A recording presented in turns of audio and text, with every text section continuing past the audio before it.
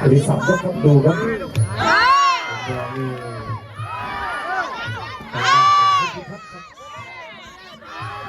ทีมงานของอาจารย์สิงห์พวงผมไม่ได้เสียเพื่อนทีมงานของผู้ใหญ่ครับ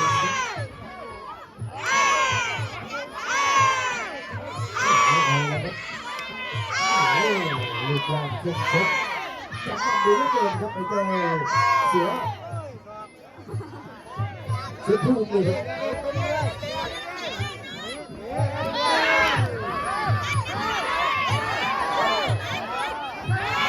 โอ้ยเสือภูมิโอ้โหดูครับแต่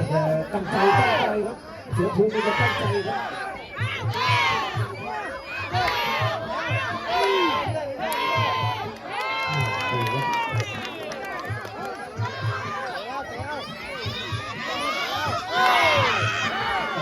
ยกแรกครับเสือภูมิ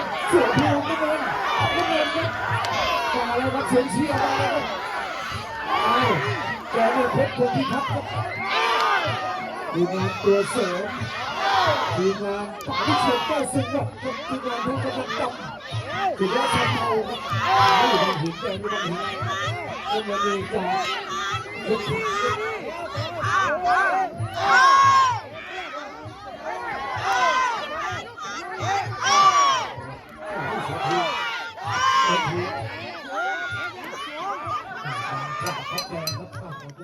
เนี่ยนิ้วนางนะครับเขาจะได้เงินเขาดูเขาดูเขาออกเป็นพวกนี้ใช่ดูครับดูทดสอบครับให้คนรู้จากสัญญาได้เลยดูทดสอบ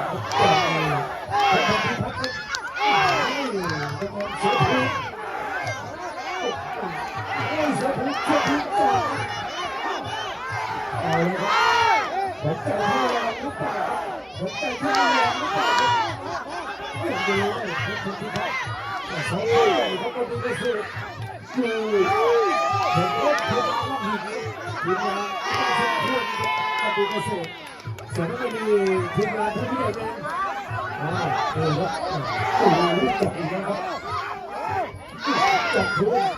จับเอาต่างคนต่างจับครับดูว่าได้ดูว่าเขาใคร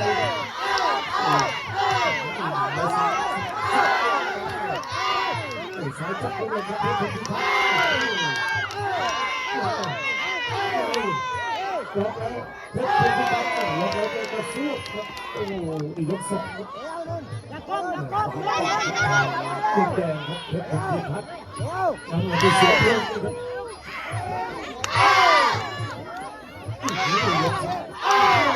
ตามไปด้วยขวา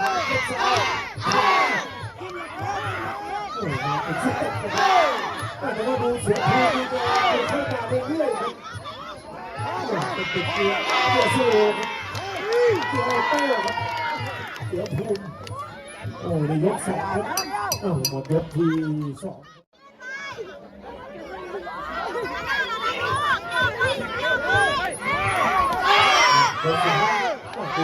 ดูยกนี้ก่อนครับเพื่อนทีครับเพื่อนทีก็เสร็จ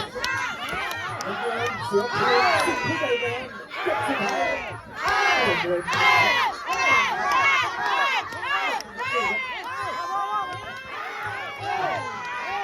โหดูครับขาเสือภูมิโอ้โหเสือ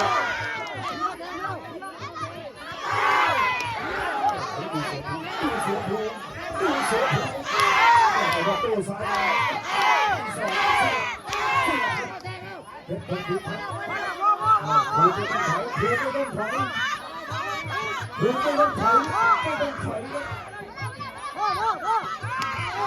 เอาไว้ถูกใจเสียปีชาโอ้โหเป็นรถเป็นตัวสดโอ้ยซ้ายครับแต่ไม่ได้ดีดีครับเป็นคนพิทักษ์เด็กสิบของอาจารย์สมควรเสียภูมิไป ไม่ต้องครับเสียภูมิไม่ต้องครับโอ้โหดูกันไปเชียร์โอ้คุณนี้ต้องมีภาค3ครับต้องมีภาค3ครับ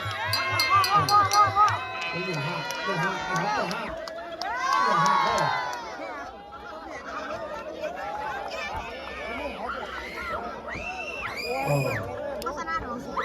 ลูกหลังชู